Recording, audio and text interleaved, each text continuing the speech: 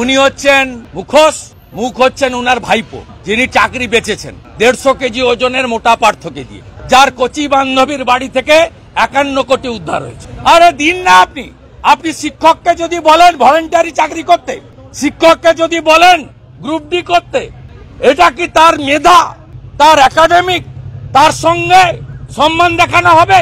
আপনি মুখ্যমন্ত্রী বলবেন যে আমি আজ থেকে সবাইকে সিভিক টিচার করে দিলাম, 10,000 টাকা করে দেব। যোগ্য তালিকা জমা দেন।